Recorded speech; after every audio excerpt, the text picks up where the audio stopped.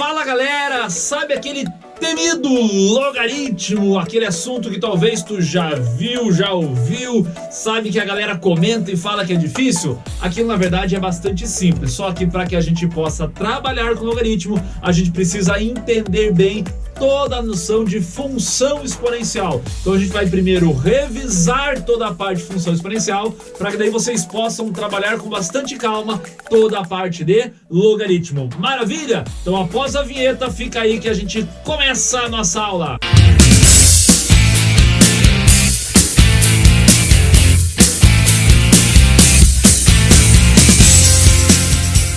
Vamos lá, galera. Como eu falei, hoje aqui a gente vai trabalhar com uma revisão da parte de exponencial para todos aqueles alunos que vão começar a trabalhar com logaritmo. Então é importante que tu tenha todo o embasamento de exponencial para daí entrar de verdade no logaritmo. Então, óbvio, eu vou deixar a dica para vocês aqui. Como hoje é uma revisão, vocês têm todas as aulas já de exponencial. Aula de função exponencial separado de equação exponencial separado de inequação exponencial. Então vocês podem rever essas aulas com mais calma. Hoje é uma revisão para que a gente possa entrar de verdade no assunto de logaritmo. Para quem não viu logaritmo, é claro, tá bom? Então vamos lá. Para trabalhar com função exponencial, vamos lembrar que a nossa função exponencial tem a seguinte característica: f de x ou y, tanto faz. Lembra que uma função pode ser representada por f de x ou y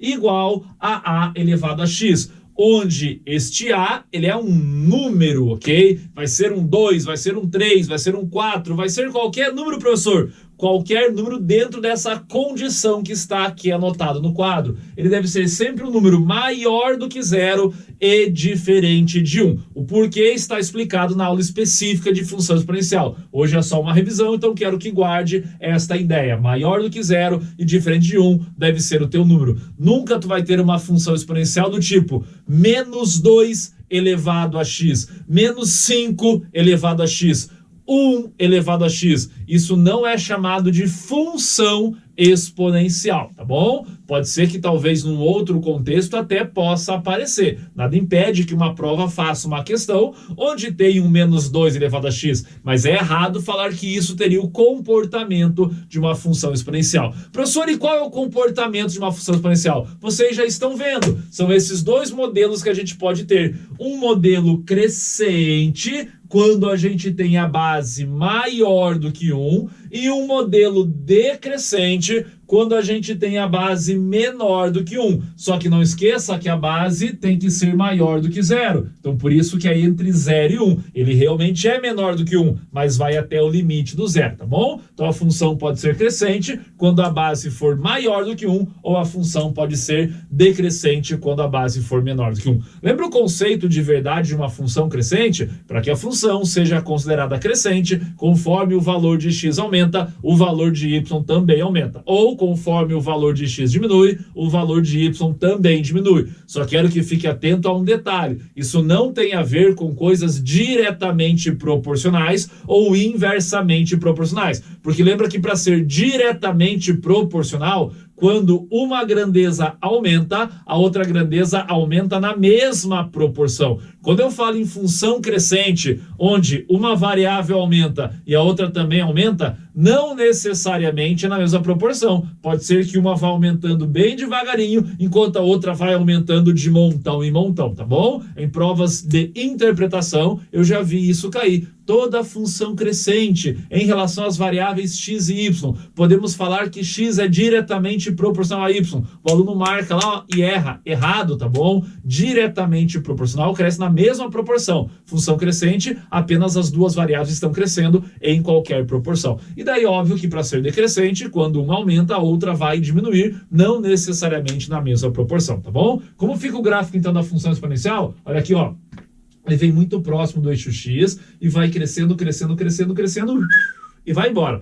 Aqui, ele vem decrescendo, decrescendo, decrescendo, decrescendo e vai se aproximando do eixo X. O que é importante em relação a esses gráficos aí? Talvez uma prova possa perguntar e depois, para quem for trabalhar com a parte do logaritmo, é importante fazer essa correlação entre os dois, porque uma função tem muito a ver com a outra. Maravilha? Vamos lá. O domínio dessa função passa a ser todos os reais, porque esse gráfico ele continua infinitamente para a esquerda e continua infinitamente para a direita. Não tem nada que eu não possa colocar nesse x. 2 elevado a x, 2 elevado a x, por exemplo. Vamos colocar aqui essa funçãozinha. Quer ver? Ó? Então imagine que essa função crescente seja uma f de x igual a 2 elevado a x. Esse x pode ser qualquer número. Pode ser 2, pode ser 3, pode ser 4, pode ser 0, pode ser 5. E daí, inclusive, é importante saber trabalhar com a potenciação. Quanto que é 2 elevado a 0 mesmo? É 1. Professor, se for negativo, faz a inversão. Então, eu posso trabalhar com qualquer númerozinho aqui, tá bom? Mesma coisa se a função for decrescente. Vamos pegar uma função decrescente aqui, ó. 1/2, por exemplo, elevado a x. Eu posso trocar o x por 5, por 7, por 8. Isso significa ter um domínio igual a todos os reais, tá bom? Mas agora tu está observando o quadro e perceba que a nossa imagem, ela tem essa simbologia. O que significa a mesma simbologia? Significa todos os reais positivos. Inclusive, ó, eu coloquei asterisco porque é positivo mesmo, porque eu estou excluindo o zero. Se eu não tivesse colocado asterisco, seriam reais não negativos. Existe diferença entre essas duas falas, tá bom? Então são todos os reais positivos. Por quê? Porque essa função aqui em vermelho, ó, ela não vai cortar o eixo x, ela não vai entrar na parte negativa. É só pensar, ó, toda vez a minha base é positiva. Então aqui, ó, eu tenho 2 elevado a x ou meio elevado a x. Valores positivos. Pensa num valor positivo elevado a qualquer expoente. Cada vez eu vou gerando valores onde a resposta não vai dar negativo. Alguém consegue achar um valor onde 2 elevado a um expoente, não vamos nem falar em negativo, vai zerar? Não tem como, ok? Então ela não vai cortar o eixo x. Essa função, por exemplo, aqui, são elas, né? No caso, essas funções são funções que não têm raiz, porque não corta o eixo x. Por isso que a nossa imagem é isso aqui. Professor, mas não corta o eixo x, como é que funciona? Esse nosso eixo x, então, que seria o nosso y igual a zero, ele tem um nome específico. Ele é chamado de reta assíntota. Já falei para vocês o que é uma reta assíntota. É uma reta que dá uma limitação. Então, suponha aqui, ó, que o meu braço, vamos fazer assim, ó, que o meu braço aqui, ó, seja o nosso eixo x. O que acontece? A nossa função, ó, ela vai indo em direção ao eixo x, cada vez se aproximando mais do eixo x sem nunca encostar. Isso é chamado de reta assíntota, uma reta que dá limitação para a nossa estrutura. Maravilha? O que mais que eu notei aqui para gente? Essas duas funções, vamos destacar ali, ó, elas estão cortando o eixo y. Eixo x não corta, mas o eixo y elas cortam. Onde que elas vão cortar o eixo y? Exatamente nesse ponto aqui. Professor, por que passa por esse ponto? Justamente porque toda vez que eu trabalho com uma função, eu tenho uma coordenada, um valor para x e um valor para y. Quando corta o teu eixo y, significa que o x vale zero. O x valendo zero, qualquer base que seja diferente de zero, ou melhor, aqui ó, qualquer base que seja dentro desta condição que ele forneceu pra gente, elevado a zero, sempre dá 1. Por isso que esta função, este modelo da função exponencial, sempre vai passar por esse ponto, tá bom? Só para fechar essa revisãozinha e a gente conseguir trabalhar com alguns exemplos um pouco mais práticos, vamos lembrar que esta função aqui, ela é uma função injetora, que é uma função injetora. Domínios diferentes geram imagens diferentes, tá bom? Professor, eu lembro que essa palavra vinha junto numa aula que tinha mais outras palavras. Sim, a função pode ser injetora, talvez ela também possa ser sobrejetora. Quando que essa função aqui vai ser sobrejetora? Se o nosso contradomínio for exatamente igual à imagem, não esqueça disso. Então, se o contradomínio for exatamente igual à tua imagem, esta função também passa a ser uma função sobrejetora. E qual que é a importância? Ela sendo injetora e sobrejetora, ela torna-se uma função de que tipo mesmo? Bijetora. Sabe por que eu estou detalhando isso? Porque toda função bijetora admite inversa. E a função inversa da função exponencial é o que eu estou falando desde o início da aula. É a parte da função logarítmica, tá bom? Então, para quem vai começar a estudar logaritmo, relembrar toda a parte exponencial é muito importante, inclusive no quesito de contas. Por quê? Porque quando a gente trabalha com uma função, pode ser que eu pegue essa função e iguale a um certo número. Ao igualar a um certo número, eu caio aonde? Eu caio em uma equação. E onde é que está o problema em resolver uma equação mesmo? O problema está na parte de potenciação, que é o que vai acontecer no logaritmo. Quando tu começar a estudar logaritmo, tu vai perceber que se não manjar de exponencial, o logaritmo não sai, tá bom? O logaritmo vai ser simples para quem entender bem da parte exponencial. E aí vem um pequeno problema, trabalhar com potenciação. Sabe resolver essa continha aqui? Lembra como faz? Quem tiver dúvida vai voltar e vai olhar a aula de equações exponenciais, onde lá eu dou vários exemplos. Hoje é só uma revisão, então vai ser apenas um único exemplo. Lembra como tu vai fazer? Tu vai olhar para essa equação aqui, ó. Então, é 32 elevado ao expoente para dar essa loucura toda aqui, que seria 0,5 elevado ao cubo dentro de uma raiz quarta. Meu Deus, o que eu vou fazer? A gente vai fatorar os valores, deixar na mesma base, lembra disso, ó? Esse 32, dá até para fazer no cantinho aqui, ó. Eu vou fatorar o 32. Dá para dividir por 2, que vai dar 16. Por 2, que vai dar 8. Por 2, que vai dar 4. Por 2, que vai dar 2. Por 2, que vai dar 1. Ou seja, ó, 1, 2, 3, 4, 5 é o valor aqui do nosso 32. Ou seja, 2 elevado à quinta potência. Que vai ser igual... Opa, não pode esquecer que está elevado a x, né? Elevado a x. Que vai ser igual a nossa raiz quarta deste número aqui, 0,5. O que a gente vai fazer com o 0,5 mesmo? Esse 0,5 tu vai transformar em fração, ó. 0,5 é a mesma coisa que 5 décimos, ou seja, 5 sobre 10. E 5 sobre 10 dá quanto mesmo? Simplifique, dá meio. Mas não é meio que eu tenho ali, é 2. Então, o que a gente faz com esse meio? Trabalha com potência negativa, faz a inversão dele. Então, isso aqui é a mesma coisa que 2 elevado a menos 1.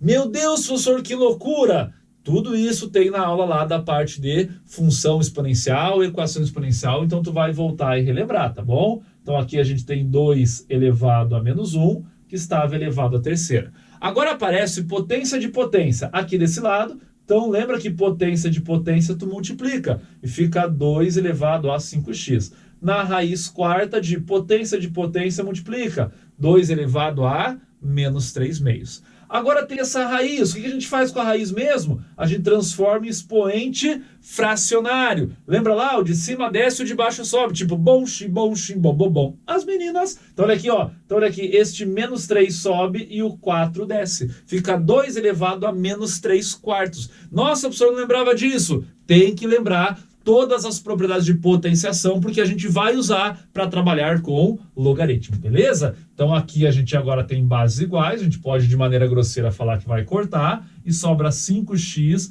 igual a menos 3 sobre 4. Pronto, multiplica cruzado, vai ficar lá 20x igual a menos 3, e o nosso x vai ser igual a menos 3 sobre 20. Tá aqui a resposta para essa equação exponencial que vai ser muito usada por vocês quando começarem a trabalhar com logaritmo. Mas lembre que nem sempre vai aparecer apenas uma equação. A gente pode ter o que também? A gente pode ter inequações. E a única diferença de uma equação para uma inequação é a interpretação. Enquanto a equação busca um valor único, uma igualdade, uma inequação busca um intervalo de valores. Beleza? Vocês também têm aulas de inequações que vocês podem acessar. Qualquer coisa, vai lá na Estrada com os Profs, dentro da playlist de inequações, e tu acha, além das inequações exponenciais, todas as outras inequações. Mas aqui, inequação exponencial. O que eu quero? Tome cuidado quando for resolver uma inequação.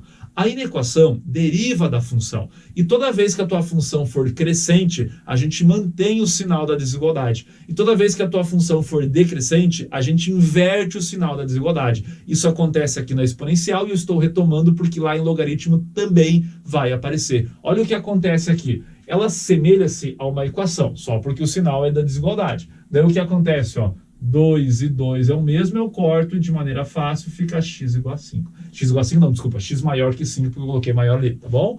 O problema é que, olha aqui, ó, esse exemplo de baixo é muito semelhante, ó. Meio e meio eu vou cortar, x comparado com 5, só que nesse caso, ó, eu inverto a desigualdade. Ei, professor, agora eu me perdi inteiro. Qualquer coisa, volta e olha a aula de inequação, que lá eu explico com bastante detalhe. Mas aqui, eu vou só te lembrar que acontece o seguinte. Toda vez que a tua base for maior do que 1, ou seja, que tu tem uma função derivando de algo crescente, a gente vai simplesmente, ó, manter a desigualdade até o final. Agora, quando a tua estrutura, ó, deriva de algo decrescente, que neste caso é uma base entre 0 e 1, e o meio é um exemplo disso, a gente faz o que com a nossa desigualdade? A gente inverte. Começou desse lado, vai inverter para esse. Começou desse lado, vai inverter para esse. Ok? Sempre assim, sempre assim. Derivou de uma função crescente, mantém a desigualdade. Derivou de uma função decrescente, inverte a desigualdade. Beleza? Tá aí uma super revisão para vocês. Agora eu vou sair da frente. Quem precisar, dá um print no quadro aí que tem todo o nosso resumão, bem bonitinho já com os cálculos feitos. E não esqueça que toda aula tem o quê? Tem o nosso desafio. E o desafio de hoje já está aqui. Talvez enquanto eu estava explicando, tu até estava pensando em como resolver esse desafio. É para resolver esta equaçãozinha, ok? Raiz sétima de 64 igual a 0,25 elevado a x. Vai responder aonde mesmo? Responde lá no meu Instagram, na Estrada com os Profs. Eu espero vocês. Um super abraço e até a próxima. Fechou?